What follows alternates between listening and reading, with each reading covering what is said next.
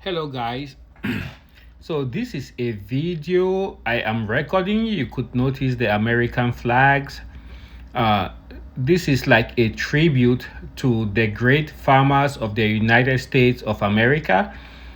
Not just them, also to the current president of the United States, Donald Trump, who has put farmers as one of the leading groups that he has to support during his mandate that's coming to an end this November, and if at all he gets re-elected during his next mandate. So many people hear about farmers and they don't know exactly what farmers do. So here I'm gonna show you over the past couple of weeks, this is what has been happening. So you have these empty grain trucks that you see, and you can see below they have an opening. So it's like a triangle that goes towards the bottom, and that's where you have an opening. And here's another one, and they take the grain up to what they call the elevators. An elevator is where you store the grain by the rail tracks, and when the train comes by, you pump all the grain in there, and the grain travels either to the east coast or the west coast or to other markets in the United States of America. So this is what a harvested field looks like. So a typical setup, you have a gang of trucks, a gang um, of the mowers, and then you'd also have maybe at times you might have one or two just grain bins that move around the combine to pick up the grain if the trucks get delayed for whatever reason. On the far right, you can see that blue structure. That's actually one of those that will just hold the grain. And this is the field they've been doing. And if you look closely, you'll see these are very modern combines. So these modern combines have a kind of GPS which is different from the one you and I have in a vehicle, in that this is precise to about maybe half a foot. That's how precise the GPS is. And then the next level of precision, of course, would be military precision, where they can actually target stuff to blow up or to take a closer look through a lens. So the guys just finished having lunch. You can see the vehicle leaving. That vehicle was there to bring them food for all the drivers, the truck drivers, the combine harvester drivers, and the driver of the grain pickup equipment. And it's a very highly coordinated event. During the months of late July, August, and September, the farmers in North Dakota and generally in America work very, very hard. It's a critical period. In Montana, I know they actually let the kids stay off of school to help their parents. Believe it or not, there are kids who are 9, 10 years old who would actually be driving that mighty combine engine you see below. It sounds incredible, but yeah, that's how the kids grew up. And these modern combines, they actually have a map of the field, and they know exactly what was planted where, and they have like just like a Tesla vehicle. Believe you me, just like a Tesla vehicle, this guy sits in the combine and he drives from one end to the next. And all what they do is turn it around, and then it drives once more, steering itself. Um, so a few years ago, John Deere, John Deere, which is the major manufacturer of agricultural equipment in the United States, had litigation with farmers because farmers are very handy people and they were about to fix their combine.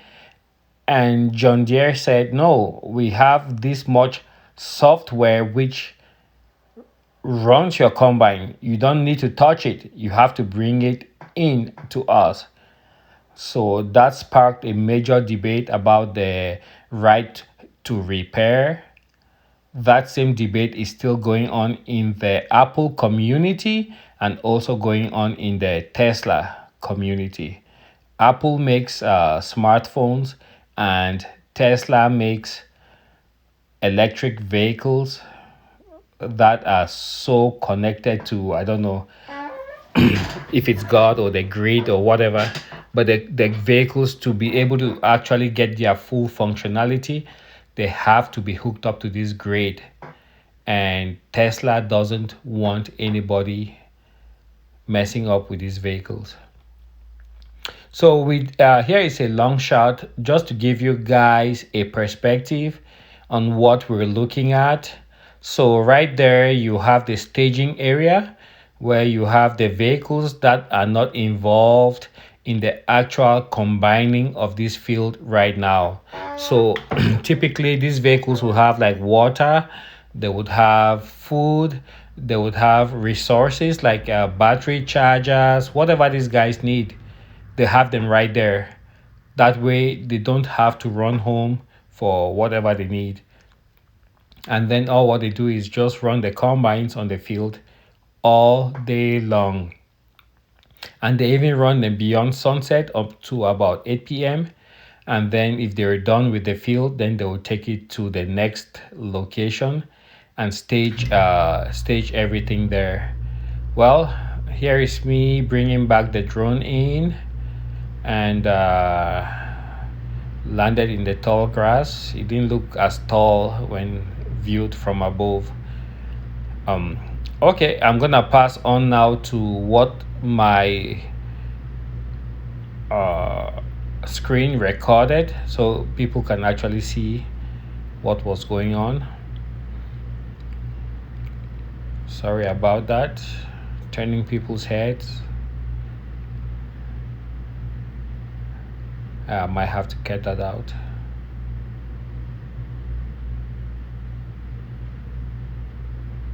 Yeah, for sure, I'll cut that out.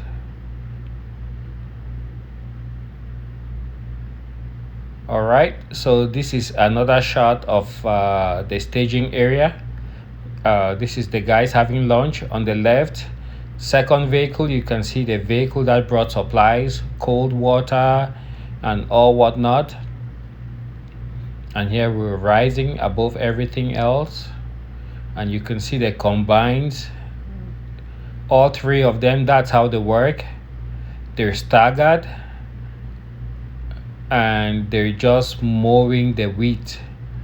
And this wheat, I mean, if this was in Saudi Arabia, nobody would touch this. It's just so pure, ripe. Everything looks golden. Like literally, it looks like gold.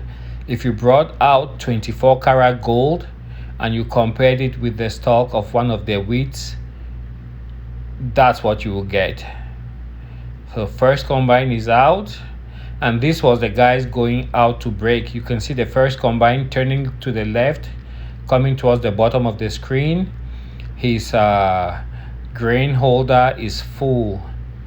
Here's the second one. And like I said, most of these combines already have GPS steering. So all what the operator does in there, he just sits and watches. He's in AC and everything is nice and controlled. And he controls, at times he controls the height of the cut head. That way, in case he's going into rising terrain, he does not abut onto the terrain and destroy the head. And here is a third combine. You can see how much these guys have done. And I can assure you, it did not take them very long to accomplish this much. With 3 combines, a field like this will be done in half a day. And half a day because you have to first of all select a staging area, and discuss, plans on how you're gonna take out the grain and stuff. If it's very inhospitable terrain, the trucks cannot actually go out on the field. Otherwise, in most cases, while these guys are combining, the trucks will just ride alongside and have the drain dropped in there. So there you see the guys. The first guy is already dropping in his grain,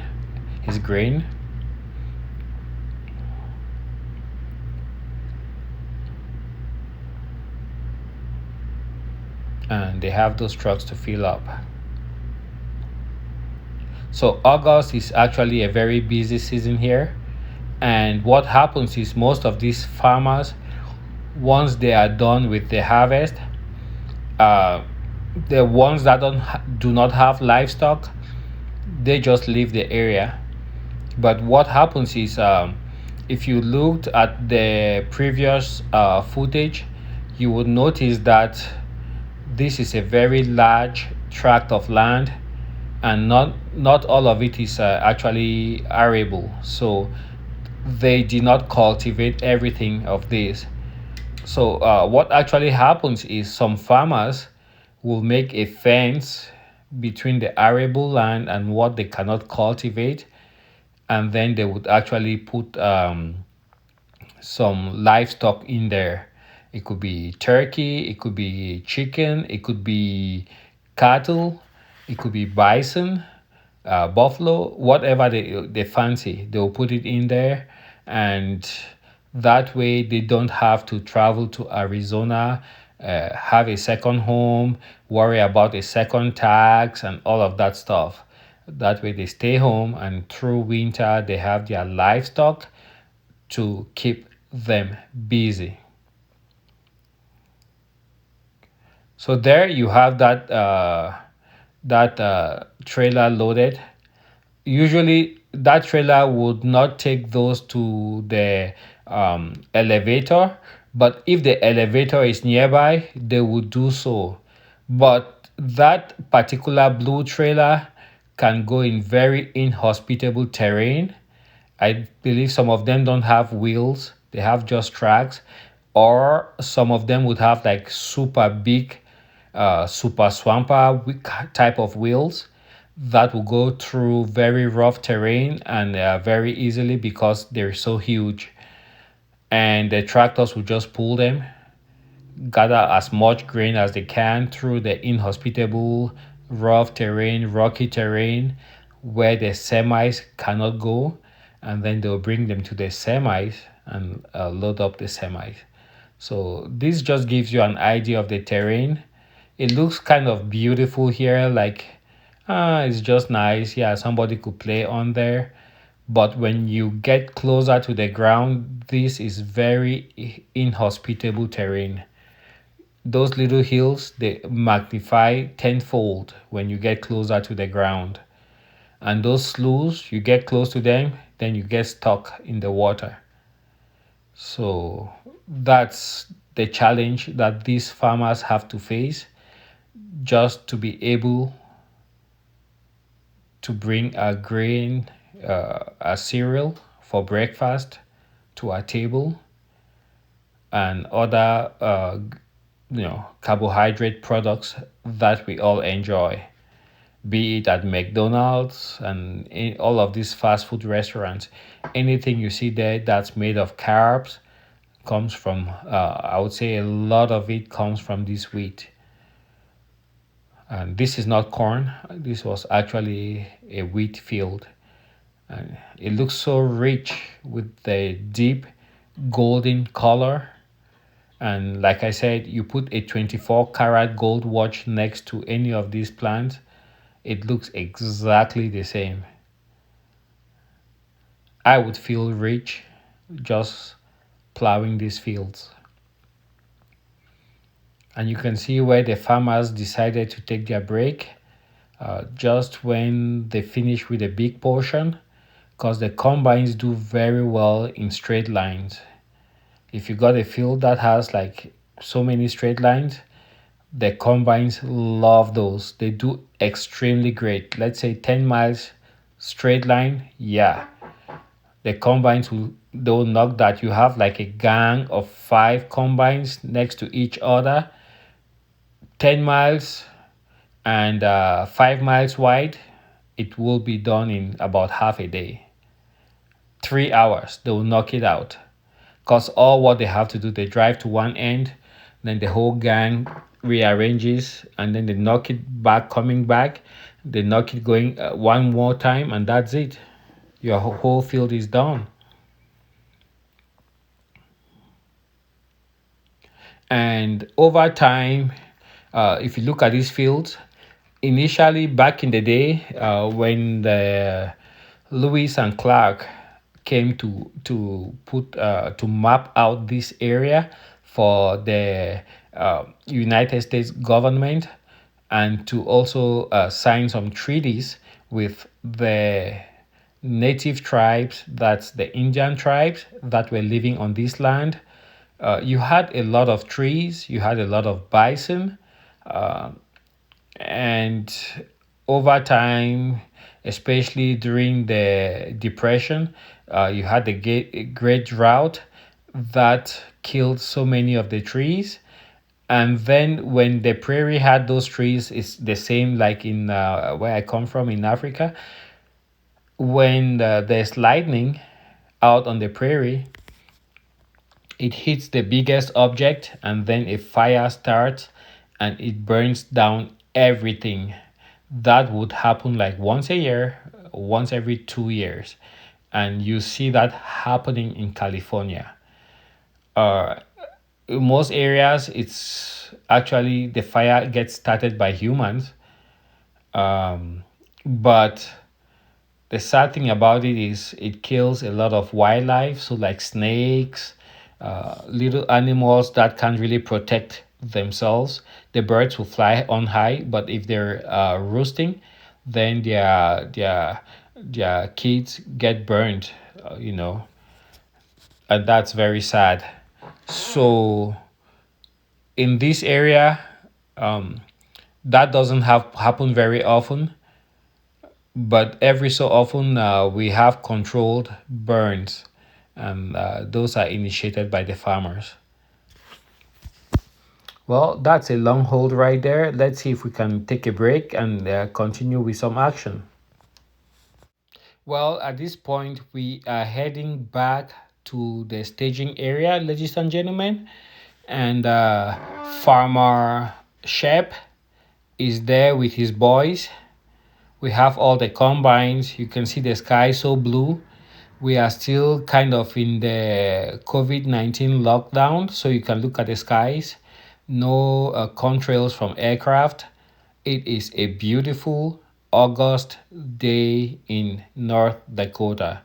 And these are the farmers who actually feed America. Here are their combines. And you can see the trap is empty there. They've put everything into the collector cart that's gonna take them to the semis and then onto the elevators. Amazing machinery, and that's all pure American John Deere. Amazing, amazing, amazing machinery. So I don't know how the dispute ended finally about John Deere and the farmers willing to work on their equipment. I really hope that John Deere allowed these farmers to work on their equipment. That's how they were born. That's how they grew up, and they're doing a fantastic job, not just for America, but for the whole world. And this is the staging area where you have the supplies coming in. You can see the guys trying to get a break, drink some water to rehydrate before going back to work, and maybe have a burger or two. So August, September, these guys work around the clock. And those semis, apart from the American flags that you see flapping in the wind, they have very bright lights. You can see the number of lights arrays that they have on the roof of the John Deere. On top of the roof also, you can see the yellow cap where you have the satellite receiver. So these just do not have the same kind of sensor like you have in your little car. These are professional grade, these are American grade, and these are certified and approved by the American farmer. Thanks for watching, guys. See you on the next one.